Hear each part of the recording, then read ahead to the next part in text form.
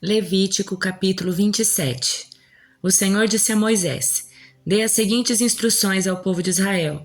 Se alguém fizer um voto especial de dedicar uma pessoa ao Senhor mediante o pagamento do valor dessa pessoa, deve usar as seguintes escalas de valores. Um homem de 20 a 60 anos vale 600 gramas de prata, de acordo com o ciclo do santuário. Uma mulher da mesma idade vale 360 gramas de prata. Um menino ou rapaz de 5 a 20 anos vale 240 gramas de prata. Uma menina ou moça da mesma idade vale 120 gramas de prata. Um menino de 1 mês a 5 anos vale 60 gramas de prata. Uma menina da mesma idade vale 36 gramas de prata. Um homem de mais de 60 anos vale 180 gramas de prata. Uma mulher da mesma idade vale 120 gramas de prata.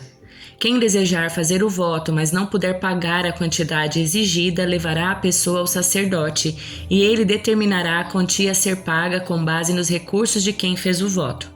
Se alguém fizer o voto de entregar um animal como oferta para o Senhor, toda oferta ao Senhor será considerada santa. Não trocará nem substituirá o animal por outro, seja um animal bom por um ruim ou um animal ruim por um bom. Mas se trocar um animal por outro, tanto o primeiro como o segundo serão considerados santos. Se o voto for a entrega de um animal impuro que não é aceitável como oferta para o Senhor, levará o animal até o sacerdote e ele determinará o valor e sua avaliação alta ou baixa. Será definitiva. Quem desejar comprar de volta o animal pagará o valor estipulado pelo sacerdote, mais 1/5 do valor. Se alguém dedicar uma casa ao Senhor, o sacerdote a avaliará. Sua avaliação, seja alta ou baixa, será definitiva. Se a pessoa que dedicou a casa quiser comprá-la de volta, pagará o valor estipulado pelo sacerdote, mais 1/5 do valor. Desse modo, a casa voltará a ser sua. Se alguém dedicar ao Senhor uma parte da sua propriedade familiar, o valor será determinado de acordo com a quantidade de sementes necessárias para semeá-la. 600 gramas de prata por um campo semeado com 220 litros de semente de cevada. Se o campo for dedicado ao Senhor no ano do jubileu, será aplicado o valor total.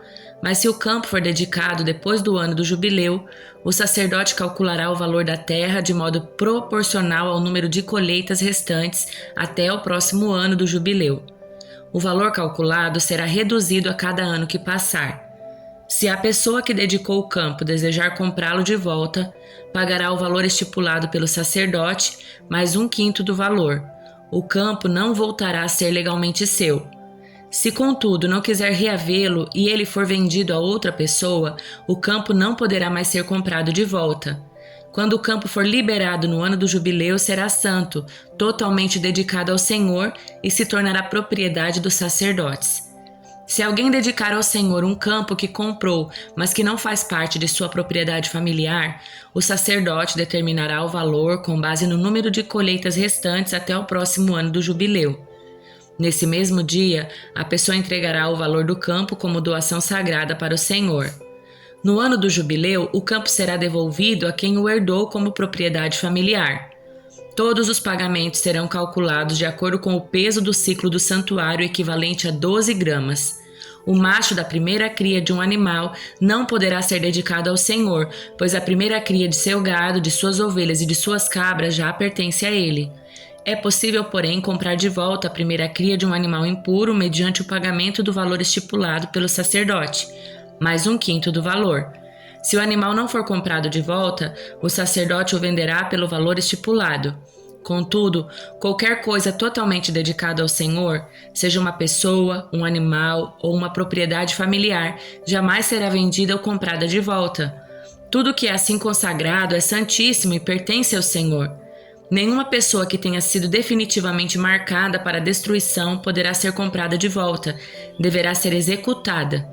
A 10ª parte dos produtos da terra, sejam cereais dos campos ou os frutos das árvores, pertence ao Senhor e deve ser consagrada a Ele.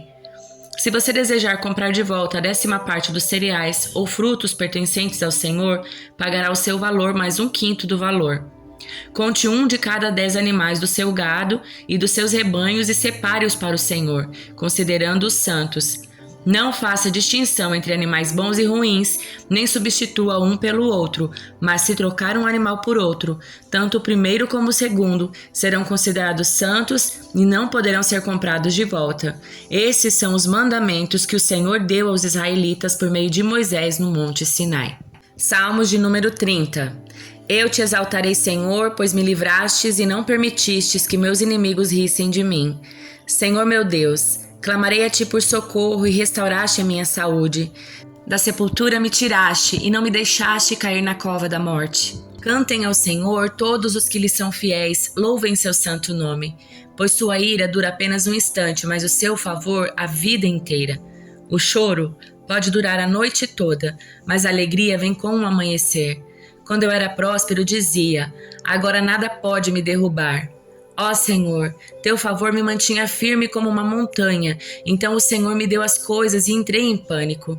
Clamei a ti, Senhor, supliquei ao Senhor por misericórdia. Que vantagem terás ao morrer se eu descer a cova? Acaso o pó te louvará? Falará da tua fidelidade? Ouve-me, Senhor, e tem misericórdia de mim. Ajuda-me, Senhor, transformaste meu pranto em dança, tiraste minhas roupas de luto e me vestiste de alegria, para que eu cante louvores a ti e não me cale, Senhor meu Deus. Te darei graças para sempre. Evangelho de Lucas, capítulo 15. Cobradores de impostos e outros pecadores vinham ouvir Jesus ensinar. Os fariseus e mestres da lei o criticavam, dizendo, ele se reúne com pecadores e até come com eles. Então Jesus lhes contou esta parábola. Se um homem tiver 100 ovelhas e uma delas se perder, o que acham que ele fará? Não deixará as outras 99 no pasto e buscará a perdida até encontrá-la? E quando a encontrar, ele a carregará alegremente nos ombros e a levará para casa. Quando chegar, reunirá os amigos e vizinhos e dirá, alegrem-se comigo, pois encontrei minha ovelha perdida. Da mesma forma, há mais alegria no céu por causa do pecador perdido que se arrepende do que por 99 justos que não precisam se arrepender. Ou suponhamos que uma mulher tenha 10 moedas de prata e perca uma. Acaso não acenderá uma lâmpada, varrerá a casa inteira e procurará com cuidado até encontrá-la? E quando a encontrar, reunirá as amigas e vizinhas e dirá, alegrem-se comigo, pois encontrei a minha moeda perdida. Da mesma forma, há alegria na presença dos anjos de Deus quando um único pecador se arrepende. Jesus continuou, um homem tinha 2 filhos. O filho mais jovem disse ao pai, quero a minha parte da herança. E o pai dividiu seus bens entre os filhos. Alguns dias depois, o filho mais jovem arrumou suas coisas e se mudou para uma terra distante, onde desperdiçou tudo o que tinha por viver de forma desregrada. Quando seu dinheiro acabou, uma grande fome se espalhou pela terra e ele começou a passar necessidade. Convenceu um dos fazendeiros da região a empregá-lo e esse homem o mandou aos seus campos para cuidar dos porcos. Embora quisesse saciar a fome com as vagens dadas aos porcos, ninguém lhe dava coisa alguma. Quando finalmente caiu em si, disse, até os empregados do meu pai têm comida de sobra e eu estou aqui morrendo de fome.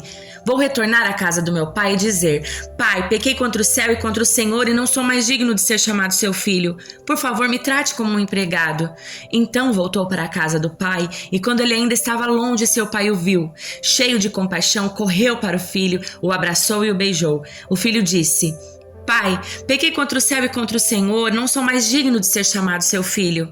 O pai, no entanto, disse a seus servos, depressa, tragam a melhor roupa da casa e vistam nele, coloquem-lhe um anel no dedo e sandálias nos pés, matem o novilho gordo, faremos um banquete e celebraremos, pois esse meu filho estava morto e voltou à vida, estava perdido e foi achado, e começaram a festejar. Enquanto isso, o filho mais velho trabalhava no campo. Na volta para casa, ouviu música e dança e perguntou a um dos servos o que estava acontecendo. O servo respondeu, seu irmão voltou, seu pai matou o novilho gordo, pois ele voltou são e salvo. O irmão mais velho se irou e não quis entrar. O pai saiu e insistiu com o filho, mas ele respondeu, todos esses anos tenho trabalhado como um escravo para o Senhor e nunca me recusei a obedecer suas ordens. O Senhor nunca me deu nem mesmo um cabrito para eu festejar com meus amigos, mas quando esse seu filho volta, depois de desperdiçar o seu dinheiro com prostitutas, o Senhor comemora matando o novilho. O pai lhe respondeu, meu filho, você está sempre comigo e tudo que eu tenho é seu. Mas tínhamos de comemorar este dia feliz, pois seu irmão estava morto e voltou à vida, estava perdido e foi encontrado.